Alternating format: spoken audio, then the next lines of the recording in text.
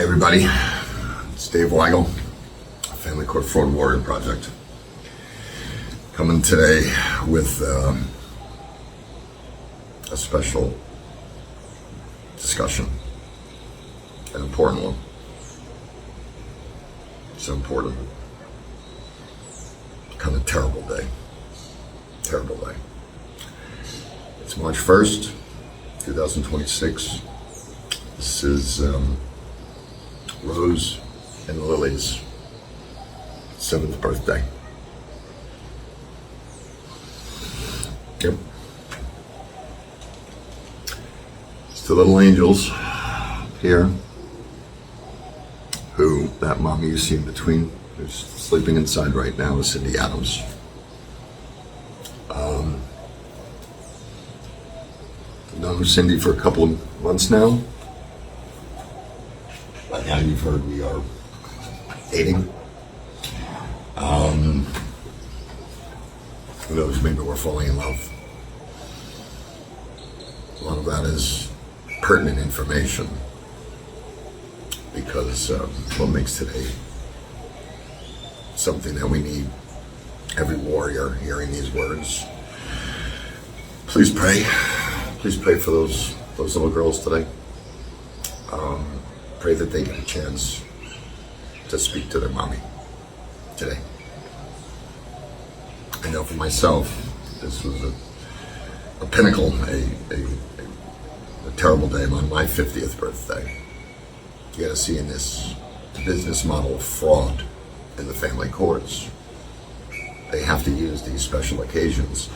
These special occasions are what spark activity that pays them. They don't even know what it is. It's just havoc they're throwing into the equation. Yeah, last night I sent good old Josh Anderson a couple of personal text messages myself to, let him know how I feel about what type of a human being he is. And I'm going to also try to curtail my language here, not for the sake of, these pieces of garbage like Tiffany, Yahr, and Carl Devine. No, I speak to them the way they deserve to be spoken to, the way child traffickers and family terrorists should be spoken to. But I forget sometimes about the greater audience, and I had the pleasure of speaking to Cindy's father yesterday, and trying to express to him who I am and what my intentions are, and that I understand that this is a bit unnerving, but he's going to see from the results who I really am. And I told him I'm getting his grandkids back, period. I'm doing it not because it's me. I'm doing it because what the Warrior Project has established works. People need to know this. People need to know that this incredible fool and drunk who texts Cindy hundreds of times a night. I mean, you got to see one of the next pieces we're going to do is I'm going to actually print out all of this guy's messages and the lunacy. They're talking about mental health, and everybody knows this game, right, guys?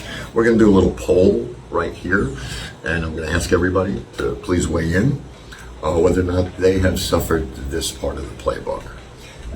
Oh my God, let me do everything by the book to actually cause a human being to be mentally ill. Like, I don't know, steal their children, steal all their money, have them be beaten and bludgeoned with lies every second of the day, cut them off from their family and friends because of this trauma, and then use the circular logic of saying, we can't give the kids to this person, look how mentally ill they are, when they were the ones to effing cause the mental illness to begin with. And let's even take that apart right there. Yes, the vast majority of people here have complex PTSD, right? And they also have the ability to function in life as well. What does not make someone be able to function as a parent is being such a bad alcoholic that you had to have your liver replaced. And Tiffany Yahr, Judge Tiffany Yahr of Kentucky, is created every single day the equivalent of judicial homicidal neglect.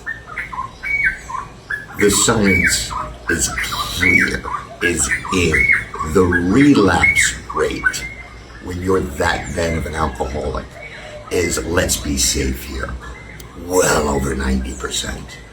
Every single study you will ever see that has any credibility will tell you that. So with a 90% probability, now what does that mean? That means that this alcoholic is going to go on a bender, which means he's not going to be functional for possibly weeks on end.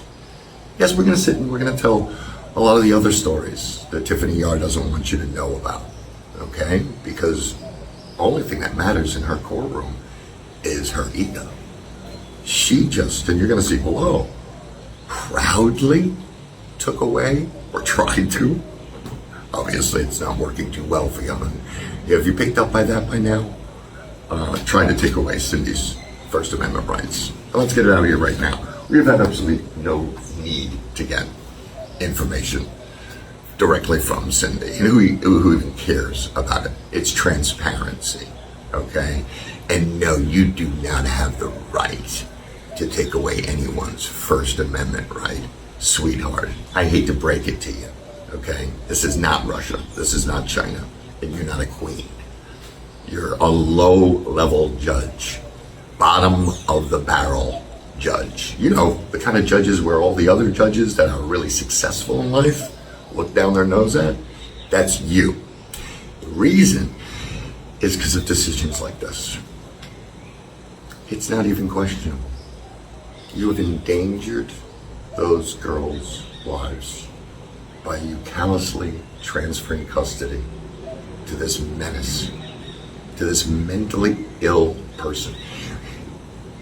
They're trying to use the logic that because Cindy knows me, is connected to me in some way. Oh, one of the top money managers on Wall Street, 30-year fiduciary on Wall Street, great relationship with his ex, amazing relationship with his children, one of the few people out there that has actually gotten his children back by force this way.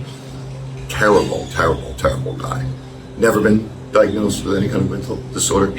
You cannot beat 99% of your PhD, MBA, and Mensa member peers in something as difficult as, I don't know, putting your brain to work into the world and making assessments that over time, the universe and what actually happens in life proves whether or not you were smarter than the next guy. Yeah, that's not an indication of mental illness. That is so clearly you trying to cover your dirty, guilty, convicted. I'm sorry, Tiffany Yahr, you're already convicted in the court of public opinion. Everybody hearing these words knows I'm saying the absolute truth. You give these special needs kids, these little girls, have had 814, more than 814, okay? Because Cindy keeps letting me know that, she cannot stop. They send her 170 pages of BS. She feels the need to answer the whole 170. I'm stopping that now. Every motion that she gets now from now on, every other act of billing fraud, okay? Now Josh wants to know where she's staying. Girls are not with us here. What right does he have to know? This guy of all people, okay? This guy of all people, where we're staying. But that's valid in Tiffany Yahr's court? Sure, whatever rings the register, baby. All right? They get paid by the pound, baby. But the fact that she has been so neglectful here to not demand the standard operating procedure of sobering. Ladies and gentlemen, if you guys don't know what this is, there's a very, very standard thing in the courts because this is such a widespread issue nationwide. There is a system at a company called SoberLink. They have a portable device. That's a breathalyzer. I know because I was subject to 1,600 of them over the 3.5 years I was forced through this. And you blow in it in the morning and at night. Okay, you got to do it 6 in the morning, or 7, 8 in the morning, 8 at night, or whatever it's stipulated as. It takes a picture of you as you're doing it. It's damn near foolproof. I mean, I've heard rumors that you could game it it's damn near foolproof.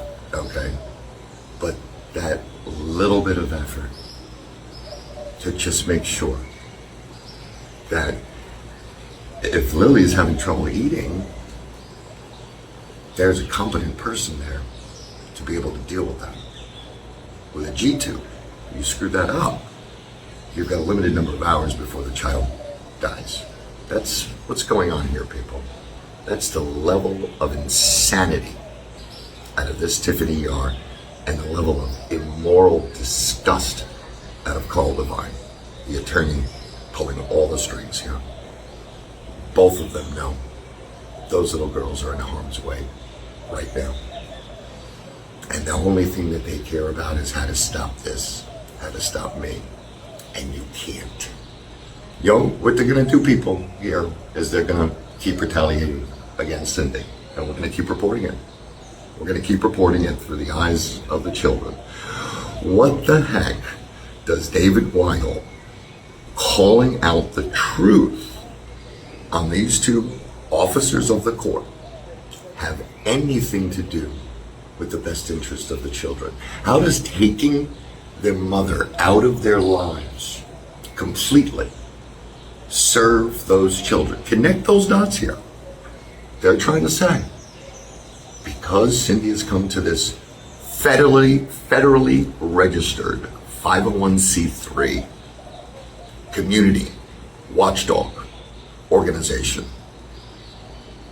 that is performing its exact charter for what the government said, stamp, you can do. Do investigative reports, support victims through truth and transparency. They don't like this. This messes up their money game. The only thing they have is they've got to try to make this be, I'm afraid for my life. Well, we've already addressed that. And we're going to play that on a loop over and over and over. Conceptually, it holds absolutely no water. 53-year-old man does not become a violent criminal. Nothing that I'm doing, putting out here, has anything to do with anybody trying to. We specifically say, if this devolves into violence, the project is over.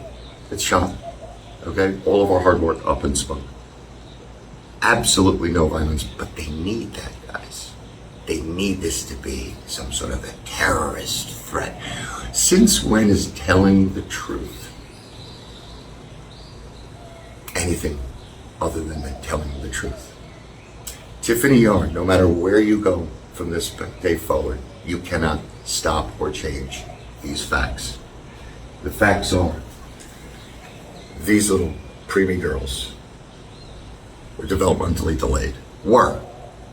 Until this mother willed them back to health with the help of their mother and father, who've been absolutely great. And I meant to just say before, I'm going to curtail my language for the benefit of Mr. and Mrs. Adams. And you realize you find people in the Midwest who just don't curse as much as we do in New York. And I realize that can be off-putting. I apologize, so I'm going to try to clean up my language now related to this campaign case. And everyone's got to understand, and I told Mr. and Mrs. Adams as well, I said, yes, listen, I really like your daughter a lot. I'm going to do my best to try and help your family, get your daughters back, and see some justice here. But please understand, it's not just about your daughter. The 20,000 people here, there's no less than 44,000 children estimated at stake for what we're doing here. When Carl Devine and Tiffany Yahr get taken out in handcuffs, that now helps everybody else's case. because that goes viral and global around the world, and allows every other attorney and judge doing the wrong thing the opportunity to say, oh schmack, if I don't change my ways, I'm going to be next. And you are. We'll go one by one by one. Tiffany, Yahr, you can never escape these facts. The facts are, you awarded custody to a raving alcoholic who bought off the right attorney, who kicks back to you.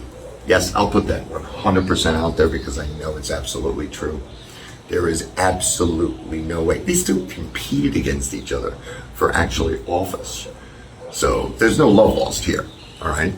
It means it's a business model more than anything. More than anything, it's about, why does she hate Cindy so much? She hates Cindy because Cindy stood up for herself. She called her out. She had the audacity to say, you're lying, you know what the hell you're doing. I don't even know what she said, but I know she stood up to you. And that's the only thing that mattered. And you have the audacity to put out the incoherent logic of, because she bought leggings from a store that say Warrior on it. By the way, there's about 10 companies that say Warrior in some way, shape, or form that are in just the yoga world to begin with. Okay, like that means anything. Yes, no.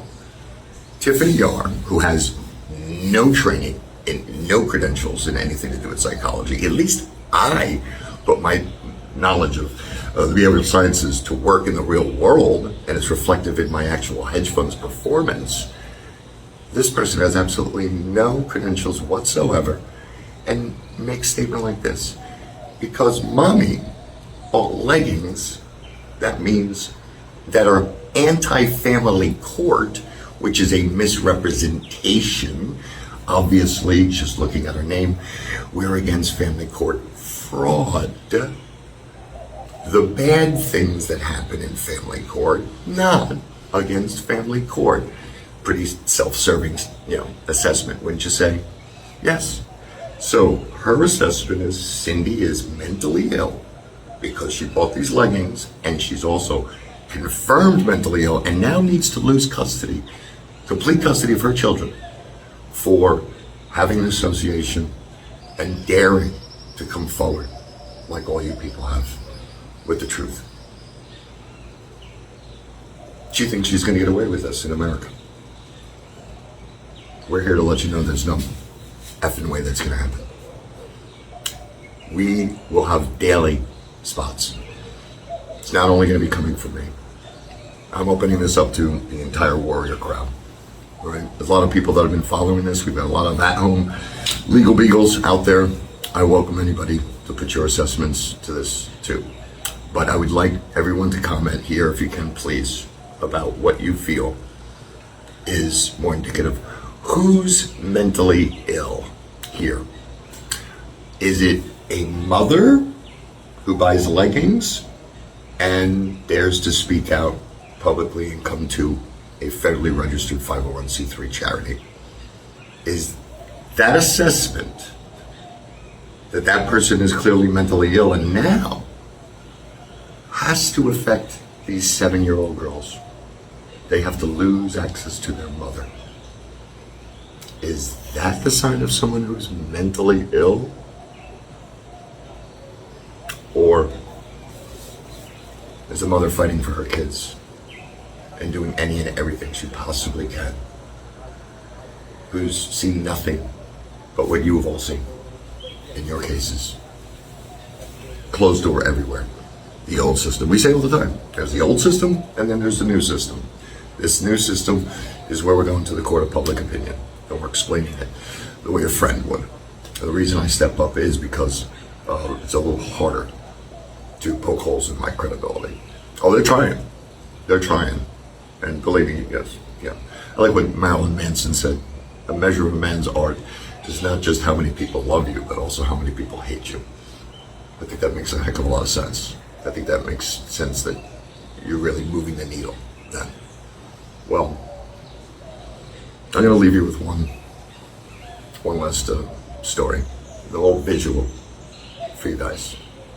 getting to know Cindy here. And it's going to be a very, very difficult day. I'm going to do everything in my power to take her mind off it, have fun, just keep her busy, do whatever she needs, just to be here in support of her.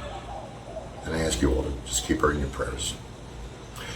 But I want to leave you with this one visual. Some of the documents that we've received down now we've seen is the copies of the phone calls from the strip bar that Josh would be often completely passed out at. And it happens so often that the bartenders at the strip bar knew Cindy's phone number by heart. By heart. Yep, he's at it again. He's passed out in the champagne room. He's passed out on the bar. Come and get him. And Cindy had to walk in. One day she had come from church. It was like Christmas Eve or New Year's Eve or something. She was at church, pregnant with 2 kids, walking through a strip bar to go collect her drunk baby daddy, who took off 4 months after the kids were born and showed up 4 years later with a dirty attorney and somehow now has custody when he's not even being forced to prove that he is capable of taking care of these girls. What happens when he goes into a bender? It's not an if, it's a when. Oh, we better hope and pray to God right now that there's other competent people around him. I understand she's being helped by his mom, but my experience is those people can't be available 24/7. Only a parent with the paranoia of keeping their child alive is capable of that. But you can't do that when you got 4 bottles of tequila in you and you had to have your liver replaced. Oh, and by the way, one last little tidbit.